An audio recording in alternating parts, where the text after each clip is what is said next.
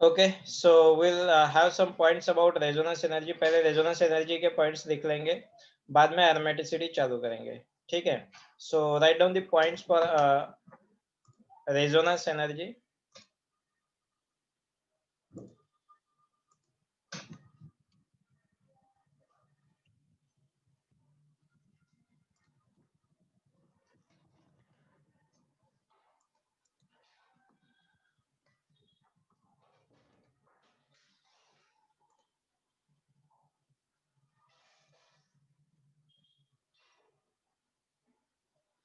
I have taken all the students in the meeting. कोई आता है तो मैं लेता हूँ। आ गए ना सब लोग मीटिंग में? चलो ठीक है, बीच में आते हैं तो ले लेंगे। चलो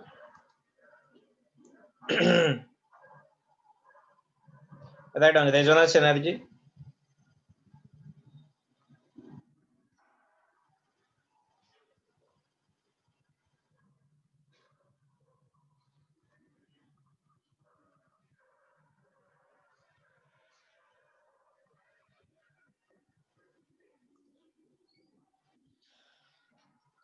It is the difference between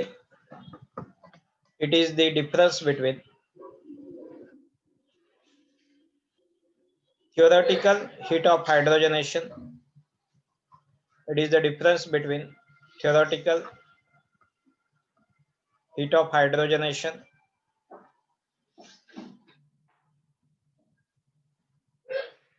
and experimental heat of hydrogenation. HOH लिख सकते हैं, theoretical heat of hydrogenation delta H. Delta H is nothing but heat of hydrogenation. It is the difference between theoretical heat of hydrogenation and experimental heat of hydrogenation.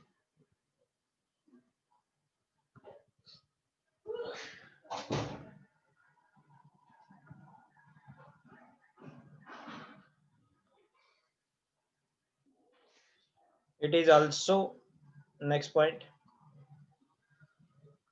it is also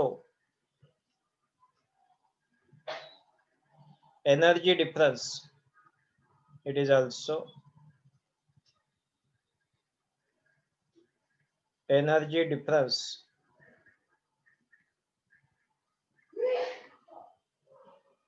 between most stable resonating structure, and resonance hybrid. Most stable resonating structure and resonance hybrid. ये पता है हमें, resonance hybrid will always less energetic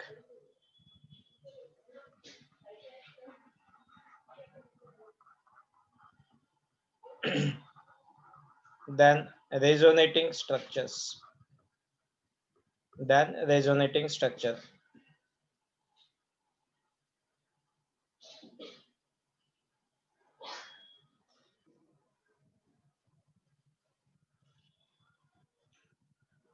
अब लिखो next point, resonance energy is directly proportional to stability.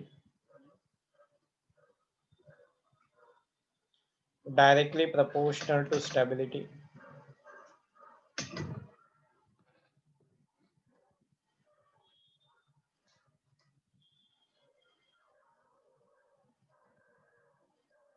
Resonance energy of conjugated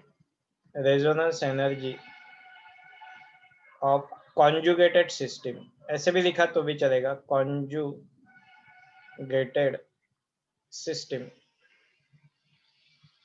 और resonance energy of non conjugated system.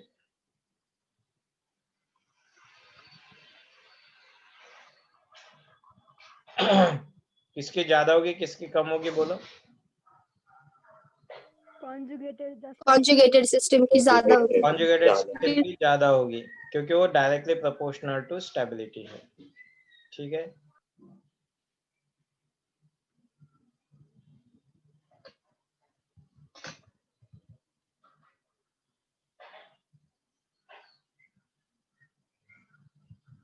resonance energy of extended conjugation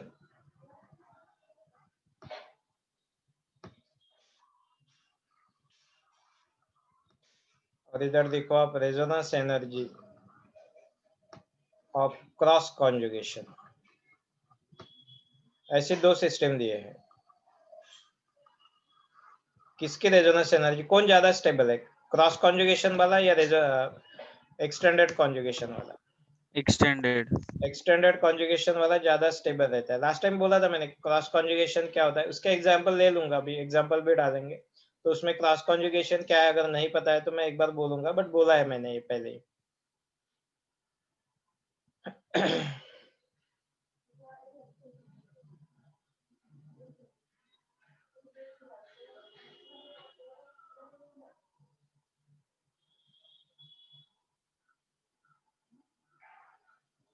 चलो ठीक है, इसके ऊपर कुछ एग्जांपल्स लेंगे। एरोमेटिसिटी वाला पार्ट आएगा बट बाद में लेंगे हम। Resonance energy of aromatic, resonance energy यहाँ पे लिख लेंगे वो वाला पार्ट। एरोमेटिक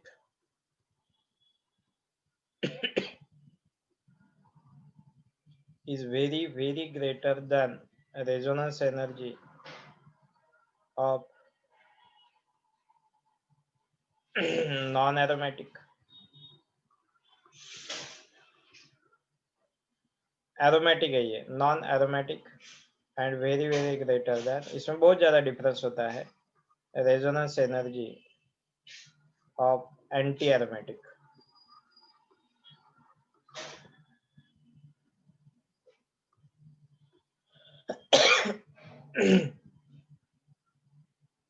ओके, कुछ एग्जांपल्स देता हूं मैं। You just have to tell me which one will have higher resonance। Sir non aromatic और एंटी एरोमेटिक में डिफरेंस क्या है? एरोमेटिक क्या है पता है? तू पूछ रहा है एरोमेटिक, नॉन एरोमेटिक और एंटी एरोमेटिक में क्या डिफरेंस है। तुझे एरोमेटिक पता है? तुझे यही पता नहीं है तो इन दोनों में डिफरेंस कैसे पता होगा? मैंने चालू किया है क्या अभी? नहीं किया है ना। नहीं सर। हाँ, टाइम है, अभी लूंगा वो पूरा टाइप ही है अभी, पूरा एरोमेटिक पूरा अभी पढ़ना है, अभी पूरा लेक्चर खाएगा ये एरोमेटिक। ओके, चलो कहाँ पे आए हैं? हाँ चलो क्वेश्चन लिखेंगे। Right down the question. Predict order for, बोलो सर एक बार एक्सटेंडेड और क्रॉस कॉन्जुगेशन सांगतोय, एक्झाम्पल मध्ये सांगतोय। Predict order for resonance energy. Okay, so one by one ये क्वेश्चन हो गया हमारा। अब वन बाय वन देखेंगे। सो फर्स्ट में आ जाएगा, सपोज मेरे पास ये वाला है और यहाँ पे रेजोनेंस एनर्जी इस तरीके से है। Okay, now you tell me what will be the resonance energy order, first one and second one. नहीं तो पहले को ए बोल दो और बी बोल दो। किसकी रेजोनेंस एनर्जी ज्यादा होगी?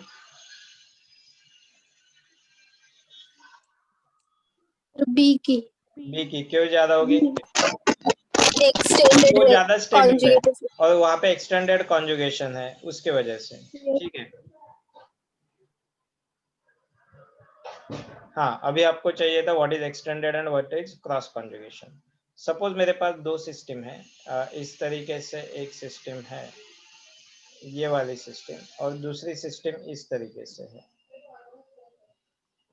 ठीक है, अब दोनों सेम है या डिफरेंट है बोलो? सर पहला वाला एक्सटेंडेड कॉन्जुगेशन, एकदम सर एक्सटेंडेड कॉन्जुगेशन।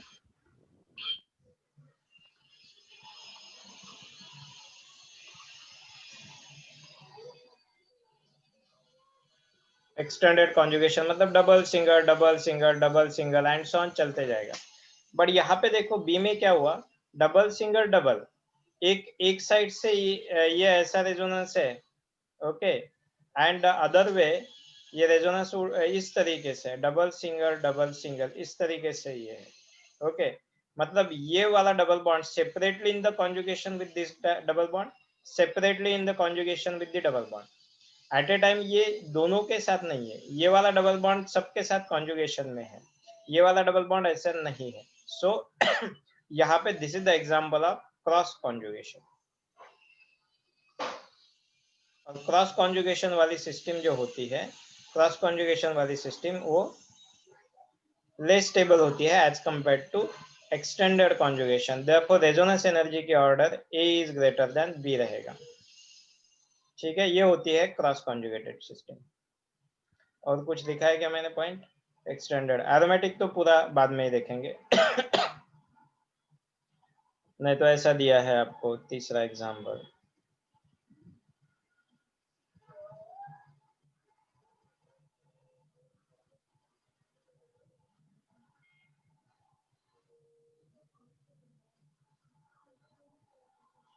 इस तरीके से बी स्टेबल देन फिर चौथा एग्जाम्पल ऐसा देंगे।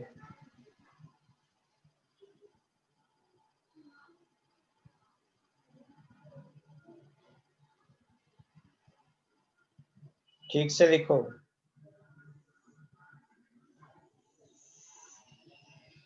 What is the difference between these two compounds? Sir एक कॉन्जुगेटेड और एक कॉन्जुगेटेड नहीं है। ये कॉन्जुगेटेड नहीं है, तो फिर रेजोनेंस एनर्जी की ऑर्डर क्या हो जाएगी, जो कि स्टेबिलिटी के P order. is greater than A. P is greater than ठीक है, कोई प्रॉब्लम नहीं। यहाँ पे रेजोनेंस एनर्जी की ऑर्डर क्या आ जाएगी? A is greater than B. A greater than B। Greater than B. B is greater than B। Reason क्या है यहाँ पे? सर क्रॉस A वाला जो क्रॉस और एक्सटेंडेड। Cross conjugation. और ये वाला ये is the example of extended, extended conjugation. Yes correct है। ठीक है, यहाँ पे कोई चार्जेस मैं डाल देता हूँ। सपोज मेरे पास है नेक्स्ट वाला एग्जांपल।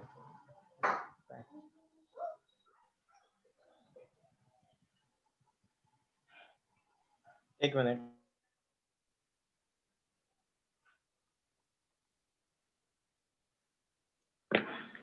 हाँ ओके, सो नेक्स्ट एग्जांपल मैं देता हूँ double bond O.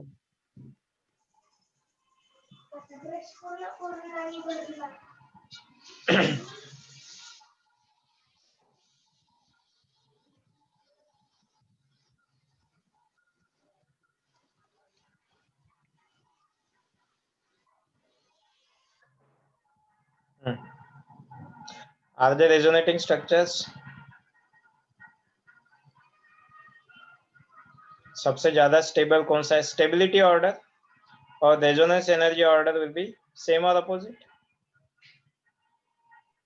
Same. It will be same. बोलो यहाँ पे क्या Same. होगी? स्टेबिलिटी ऑर्डर क्या होगी और रेजोनेंस एनर्जी ऑर्डर क्या होगी? स्टेबिलिटी ऑर्डर यहाँ पे चार्ज वाले स्पेसिस है, यहाँ पे न्यूट्रल है। A greater. सो कौन सबसे ज्यादा स्टेबल होगा? A greater A सबसे। वाला A. सबसे ज्यादा। होगा। B. B. Then B or C? B. या B equal to C? B is greater than C or C is greater than B? So Or B is equal? greater than B is greater than C. B is greater। B reason is क्या है? B is reason क्या है? greater than C.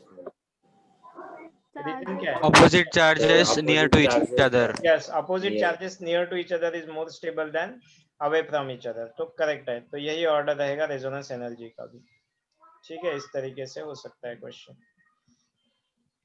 हाँ, या फिर double bond. Suppose कोई system है, positive negative charges है यहाँ पे, या फिर डबल बॉन्ड। ये तो सिंपल है।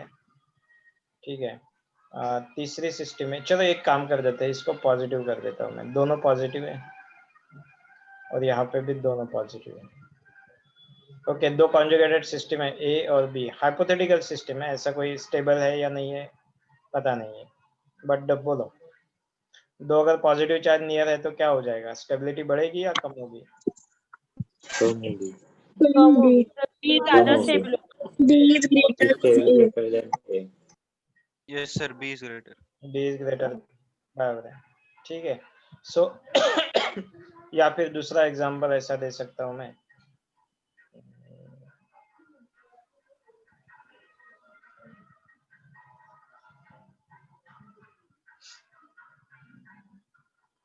क्या देना है मुझे, पॉजिटिव चार्ज OCH3, एक ये है ए, ऐसा है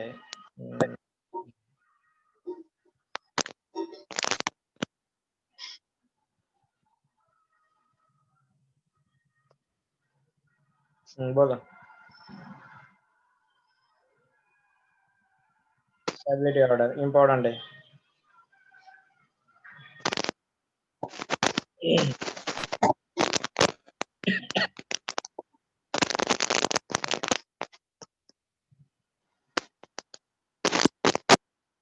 Sir, A is stable more. Yes, sir. A is more stable. Yes, sir. A is stable. क्यों गलती करते हो तुम, हर बार गलती करते हो। Sir positive one more electronegative less stable होगा ना। और फिर मैंने Yes, क्या sir. बोला है, इसके साथ एक और चीज बोली है मैंने, एक और चीज मैंने बोली है इससे पहले,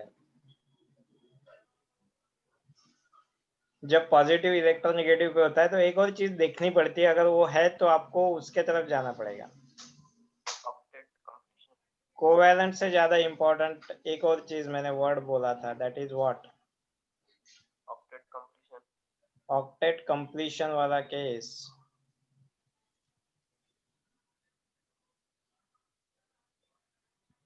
और जिसमें ऑक्टेट कंप्लीट होता है, ऑक्टेट कंप्लीट होता है, उसमें क्या होता है फिर, यहाँ पे ऑक्टेट कंप्लीशन वाली केस है ना, Yes, sir. So B is greater than A. ये इम्पोर्टेंट एग्जाम्पल है।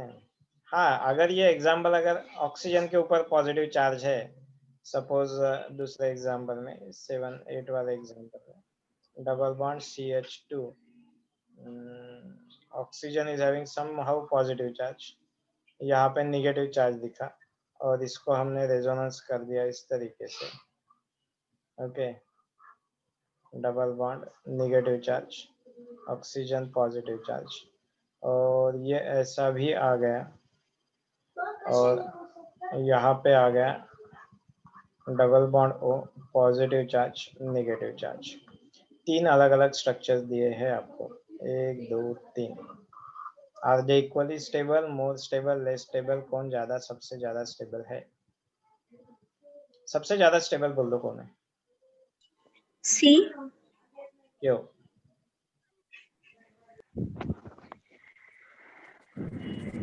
C is most stable, क्यों? Charges. Because of charges. हाँ, और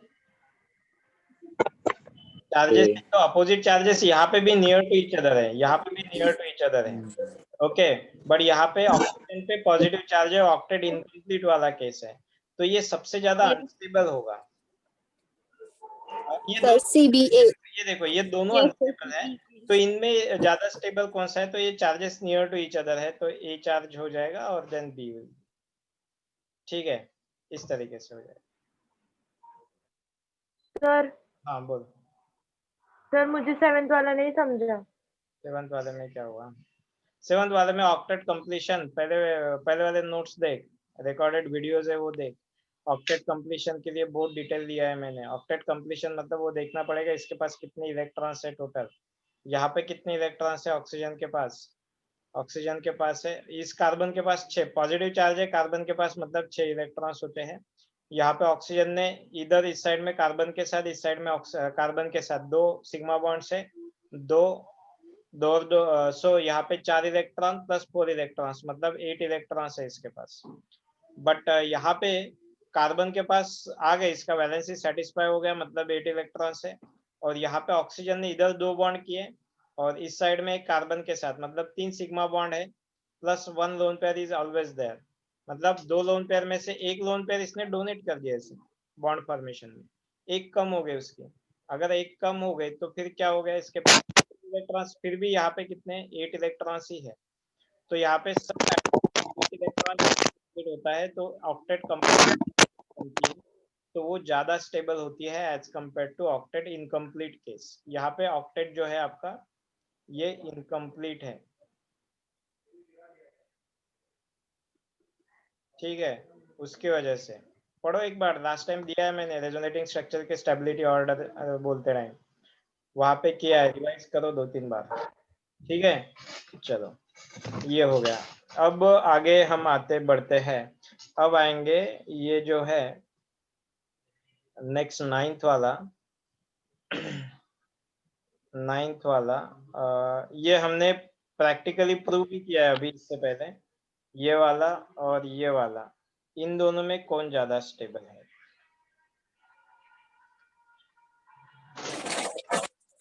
सेकंड वाला। रेजोनेंस एनर्जी ज्यादा है, बी वाला। Why B B? वाला सर। बी। और कितनी ज्यादा है, थोड़ी ज्यादा है या बहुत ज्यादा है? बहुत ज्यादा है सर। बहुत ज्यादा है। बहुत ज्यादा। Very yes sir. और ये very very greater because of the aromatic stability. इसको वर्ड आया अभी, एरोमेटिक स्टेबिलिटी। और अब हमारा चालू होने जा रहा है important topic, that is called as sir हाँ सर 8th वाला एक बार समझा दो ना। अब 8 वाले, हाँ 8 वाले में ऑक्सीजन के पास पॉजिटिव है, ऑक्सीजन के पास पॉजिटिव है, यहाँ पे ऑक्सीजन के पास कोई चार्ज नहीं है। ऑक्सीजन के पास एक तो पॉजिटिव चाहिए, तो हम ऑक्टेट कंप्लीट है क्या? अब देखो एक ही सिग्मा बॉन्ड है तो ऑक्टेट इनकम्प्लीट वाली केस रहती है, 3 सिग्मा बॉन्ड है तो ऑक्टेट कंप्लीट वाली केस है। सिंपल सी हिंट है वहां पे, एक सिंपल सी हिंट है, ऑक्सीजन के पास 3 sigma bond and positive charge, octet complete. Oxygen neutral, octet complete. But oxygen के पास एक sigma bond and positive charge, octet incomplete वाली केस है। ओके, अब ऑक्टेट इनकम्प्लीट वाली जैसे केस बन जाएगी, हम क्या करेंगे फिर, ये अनस्टेबल हुआ, ये अनस्टेबल हुआ, ये यहाँ पे ऑक्सीजन के पास पॉजिटिव, इलेक्ट्रोनेगेटिव के पास पॉजिटिव, गलत बात है, रॉन्ग है, मतलब अनस्टेबल है, मतलब ये सबसे ज्यादा स्टेबल है, मैंने इसको सबसे ज्यादा स्टेबल मान लिया। देन नेक्स्ट वन इज, ये दोनों में ऑक्सीजन के पास पॉजिटिव है, फिर दूसरे फैक्टर देखो, दूसरे फैक्टर में क्या है कि opposite charges near to each other है, तो ये ज्यादा स्टेबल हो जाएगा। और फिर लास्ट में क्या है कि ये opposite charges away from each other, तो ये कम स्टेबल हो जाएगा, इस तरीके से।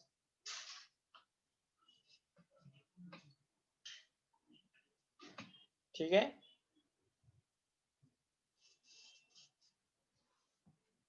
क्या हुआ? हेलो, यस सर समझ में आया।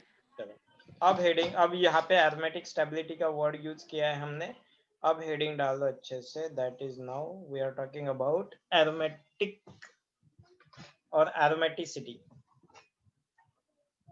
इंपॉर्टेंट, मोस्ट इंपॉर्टेंट चैप्टर है या फिर टॉपिक है यहाँ पे।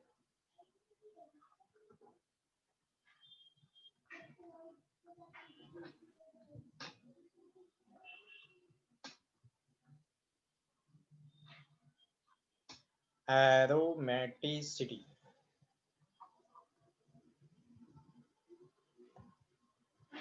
हाँ no, aromaticity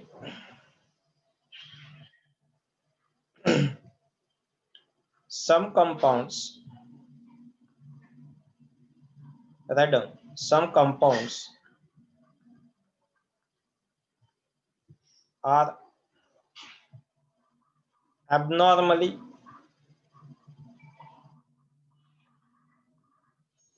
highly stable. Some compounds are abnormally highly stable than expected. Than expected. Okay. अब ये सम कंपाउंड्स मतलब यहाँ पे हम बात कर रहे हैं कॉन्जुगेटेड सिस्टम्स के बारे में, conjugated compounds. Okay, some conjugated compounds are abnormally highly stable than expected. अब ये क्यों चीज हो गई है? Some compounds are abnormally highly stable. This can be explained. This can be explained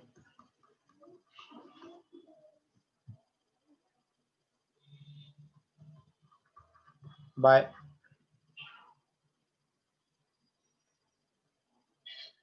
concept of aromaticity.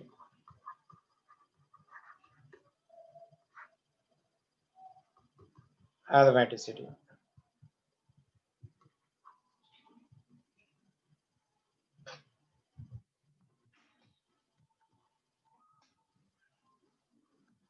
Experimentally can be proved by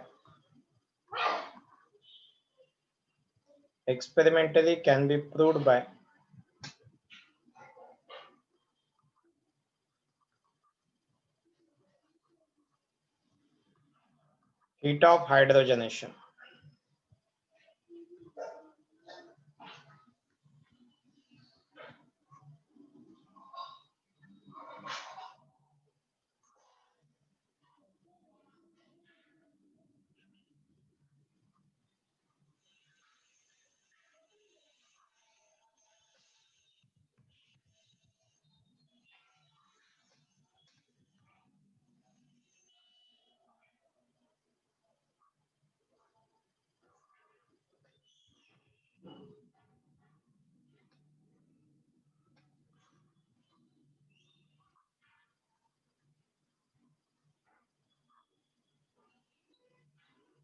किसके लिए HOH ज्यादा है, किसके लिए कम है? सेकंड वाले के लिए ज्यादा है sir. A and B. For B, HOH is directly proportional or inversely proportional to stability? Inversely. Inversely. Inversely proportional. Inversely. Okay, HOH for, अच्छा for B क्या लिखा है मैंने?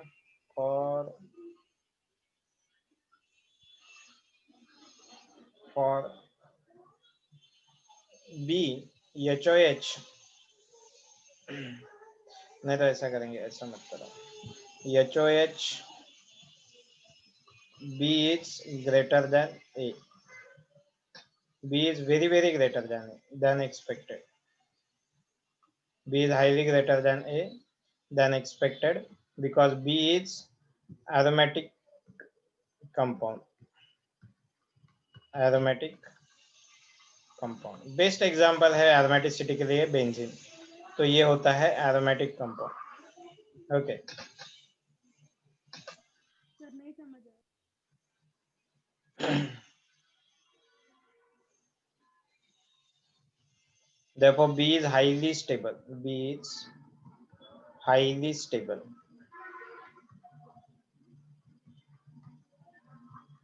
Highly stable.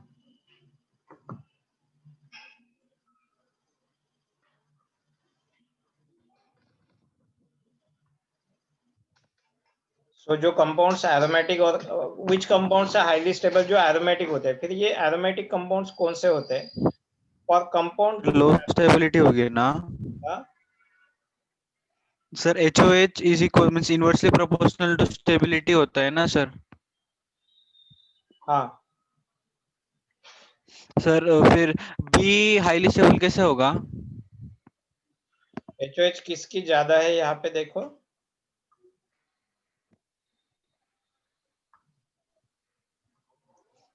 क्या लिखा था हमने? कल हमने फाइंड किया तो वो क्लोज बेंजीन रिंग का ज्यादा आया था. रेजोनेंस एनर्जी HOH किसकी ज्यादा है बोलो. HOH बेंजीन की कितनी है? 49 और यहाँ पे एक्सपेरिमेंटल अप्रोक्सीमेटली 70-80 आ रही थी. बेंजीन की कम है ना HOH कम है बेंजीन की. So HOH पर बेंजीन इज लेस. ये बहुत कम है. 36 रेजोनेंस एनर्जी में चली जाती है. उल्टा है ये. यस. सर हाँ बोल. सर नहीं समजलं. काय नहीं समझ रहा. HOH बेंजीन ची कमी आहे. Benzene HOH is directly or inversely proportional to stability. Inversely proportional to stability. Which one is highly stable? Benzene is highly stable. So benzene highly stable असेल तर HOH काय असेल त्याची कमी असेल than expected. So resonance energy त्याची जास्त आहे. So resonance energy or stability for benzene is higher. B is higher than A. So that is the simple way. Now write down for compound to be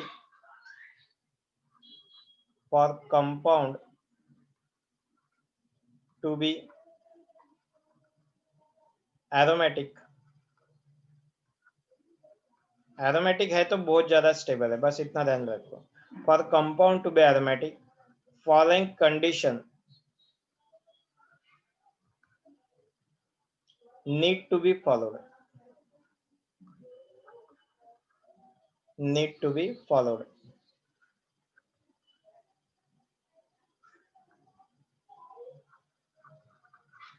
okay ये condition molecule के लिए होती है, अगर ये कंडीशन फॉलो होगी तभी ये कंपाउंड एरोमेटिक होगा।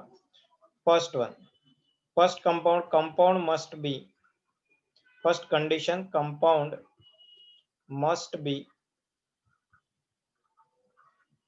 साइक्लिक। पहली कंडीशन तो ये है, साइक्लिक होना चाहिए। दूसरा, देयर शुड बी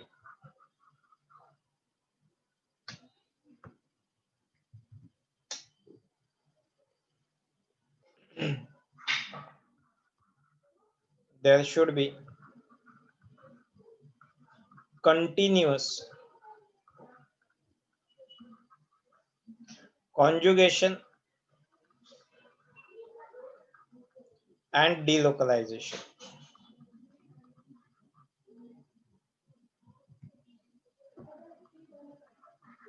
डीलोकलाइजेशन मतलब एक जगह पे फिक्स नहीं होते हैं, कॉन्जुगेशन और डीलोकलाइजेशन कंटिन्यू होना ही चाहिए। each atom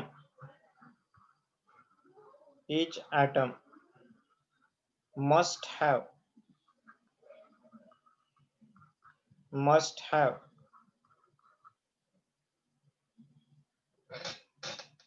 unhybrid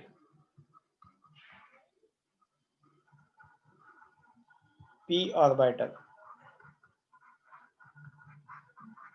each atom must have unhybrid p orbital. p orbital होना ही चाहिए उसके पास, ये कंपलसरी चीजें हैं, ये 3 कंपलसरी चीजें हैं। There should be continuous conjugation, delocalization, each atom must have unhybrid p orbital. ये 3 होने के बाद ये 3 इंपॉर्टेंट चीजें हैं, ये पहले आप देखोगे 3। Then there must be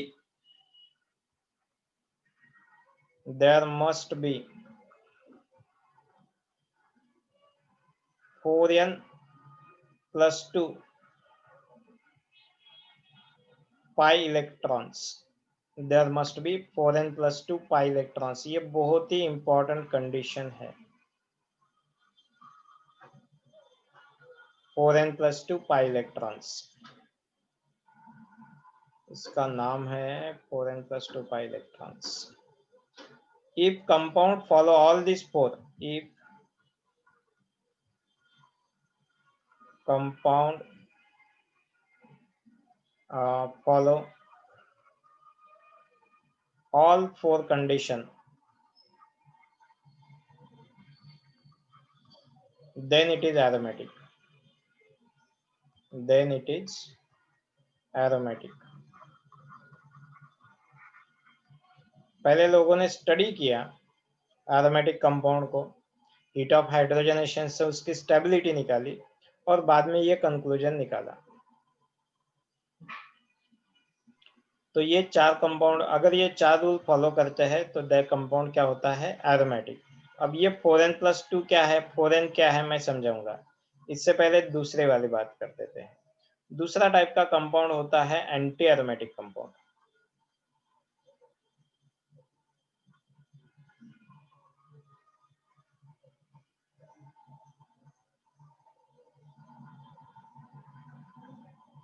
anti aromatic compounds,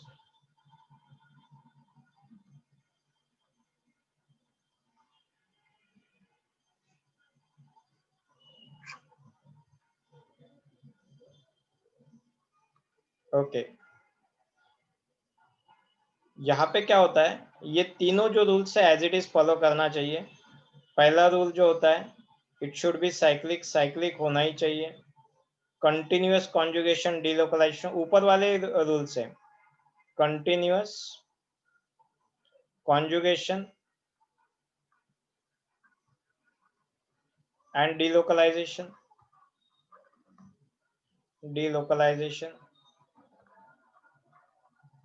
और तीसरी वाली बात है कि अनहाइब्रिड पी ऑर्बिटल होना चाहिए, at least one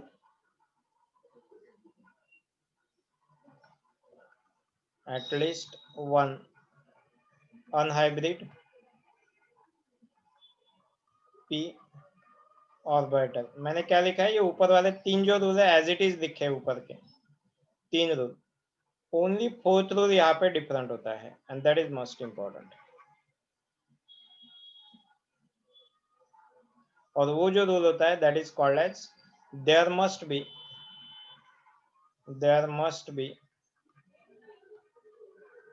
4n pi electrons.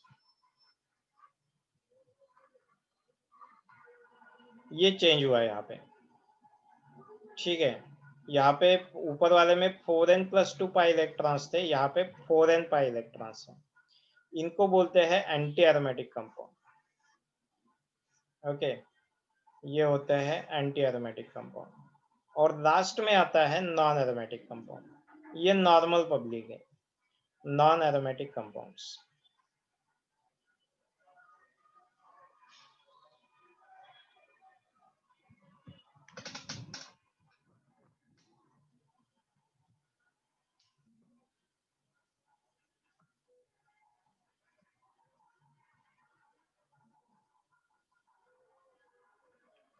Non aromatic compounds में क्या होता है, सो एनी वन रूल यहाँ पे लिखो, सांगतोय सर्व श्रावणी 2 मिनिटं थांब। ओके, नेक्स्ट रूल पहले लिख लो। यहाँ पे क्या लिखा है हमने, नॉन एरोमेटिक कंपाउंड्स। यहाँ पे रूल लिख लो पहले, एनी वन रूल, मतलब वन रूल कौन सा, 1 2 3 में से, इज नॉट फॉलोड। आपको चौथा रूल देखना नहीं है, पहले